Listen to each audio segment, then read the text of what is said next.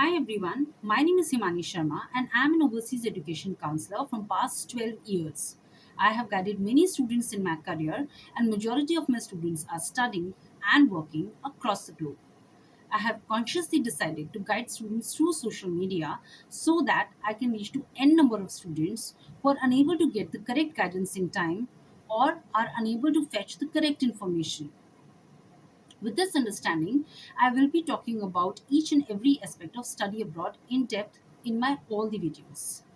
I will try my best to provide all the minute information that I used to provide to my students in the face-to-face counseling sessions. Today in this video, I will be talking about the two important documents. One is a letter of recommendation and second important document is your statement of purpose.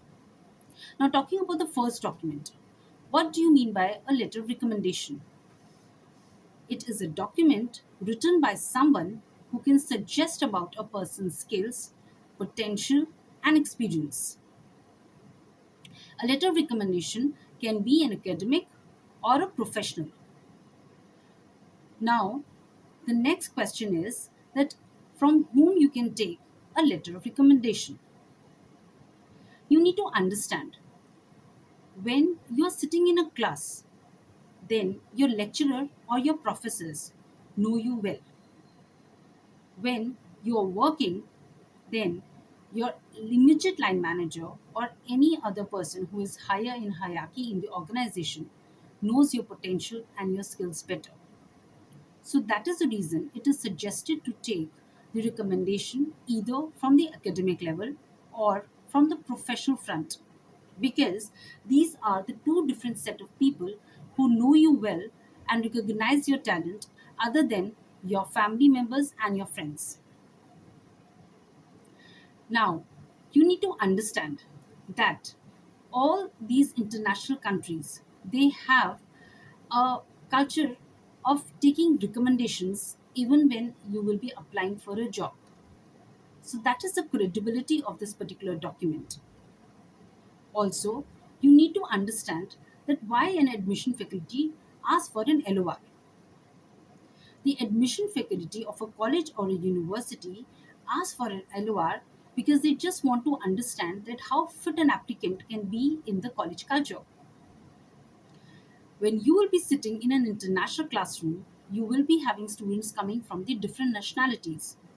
So to understand that how well you can adapt to that culture, the college faculty or the university faculty asks for an LOR. An LOR from a previous employer can add credibility, and also one can get to know the skill set that an applicant possesses. At times in my counseling sessions, students used to ask me for an LOR format, and I used to tell them that try to just refer it, but they used to come back with the same content to me. Try and understand. A university faculty is doing the application of 2 3 students and they're getting the same content in the LOR. Will they consider those three applicants? That's a big question mark. Even try to understand from a counselor perspective. A counselor who is counseling one student and giving an LOR format to one student will be definitely sharing that format with the other students whom she has counseled. So the same format is going to so many students. So better ask for a genuine recommendation from your recommenders. Now, the next question is that how these recommendations can be submitted. You need to have a proper institutional letterhead. It needs to be properly signed and stamped. All the countries like UK, Canada, New Zealand, Australia, they ask for a hard copy LOR at the time of application only. The exceptional country is USA. In US, you can initiate your application process even just with the basic details of a referee. For example, the name, contact number, official email ID, designation, and the institution that person is attached to. So if you're able to provide with just these 5 6 basic details, you can initiate your application process. The university will be sending an email to your recommender, and your recommender has to recommend you via an email. Once the university receives your recommendations back, then your application will be moving to the next stage of the review. The next important question is that what could be the content of an LOR?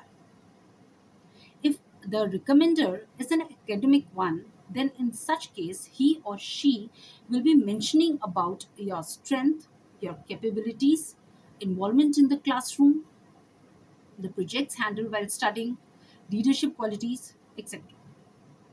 If a recommender is from the workplace, then he or she will be mentioning about an applicant's leadership quality, the adaptability in the work culture, the social behavior, your colleagues' attitude, your attitude towards your colleagues, disaster management, etc. So basically, a letter of recommendation is kind of a document wherein a person is able to make an understanding about what he or she has done in his or her life and how they can add value to it. The next important document is statement of purpose. Now, as the name suggests, it's a document with a purpose. It's a crucial document that is needed and required at the time of application. Though it's an informal document, but it plays a vital role in your application selection. Through an SOP, a university faculty can decide whether to give an admission to a student or not. Now, why an SOP is needed? Let's try to understand this from the admission faculty perspective. Every year, the university gets the applications in thousands and lakhs. There are n number of students who are making application to even one university abroad. And there can be many students securing the same grades. Let's take an example. There are 10 students who have secured 80%, and the university faculty has to take up only 5 students out of those 10 students. Now, how to make this selection? Of course, the aptitude test and the work experience are the other important deciding factors. But let's say in the eligibility requirements, a university is not asking for the aptitude test or the work experience. Then your LOR and your SOP will be the crucial documents and the deciding documents in terms of your selections. Now, the next important question is that what all to include in a SOP. Now, through an SOP, a student should be able to reveal out his or her intent and the interest to apply to that particular university, that particular course, and even why particularly to that country. You know, it's like why a student is interested in that particular country, in that particular course, in that particular to that particular university. The professional background and the academic background should be clearly demonstrated in an SOP. The financial background and the personal background should be clearly demonstrated in an SOP. The next important pointer is that why a university should select or consider the student for an admission. What is the reason that a student wants to apply for that particular program? The relevancy in his or her profile should clearly be mentioned in an SOP.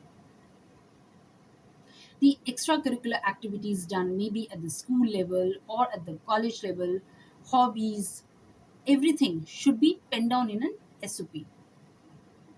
What are the students' short-term goals and the long-term goals should be clearly demonstrated in an SOP. So all these pointers makes up to a healthy SOP. Now in today's video, I will be discussing one case study with you all. I had a student, and this is a case of 2019. He wanted to go to Canada because his sister was staying in Canada. So I got a clarity that he surely has to go. He was having a 15 years of BPO work experience, and he did his bachelor's in arts with 52% from an open learning institution.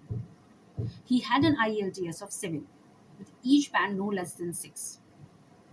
His English proficiency test score was good, but his overall academic profile was not very strong. So I decided to put up an SOP in his case, and I suggested him Conestoga College because he was matching up to the eligibility, and I was a little sure that he may get an admission in this college. But to make his case more stronger, I decided to put up an SOP in his case. Now I try to dig in to all what he has done in his entire span of 15 years. What all certifications he got in this 15 years, what were the roles that he played, what achievements he had in this 15 years, what positions he gained in this 15 years, everything. I try to understand and I try to pen down in his SOP. I try to understand the curriculum of the project management program through the Conestoga College website. Now, this particular program, once being completed, then a student receives a PMI certification in Canada, and a student is able to work at the supervisory or the managerial roles. Since this student was having immense work experience, I was confident that this program is a fit program for him. I tried to create a relevancy between what he has done and what he's about to go for. How this project management course can fit in his graph and help to achieve his long term goals. The student received an offer letter from Conestoga College and also received the visa. So we need to understand that what worked for one student may not work for the another student because every case is specific. So in today's video, we actually try to understand that what is the relevance of an LOR and an SOP in your application to a foreign university, and how these two documents can even make a weak case more stronger and help out to get an admission. I will be talking about the financial aspect, that is, the tuition fees, the living cost of different countries in my upcoming video. So stay tuned to my videos, do like them, and please do subscribe to my channel. Till then, take care and have a good day.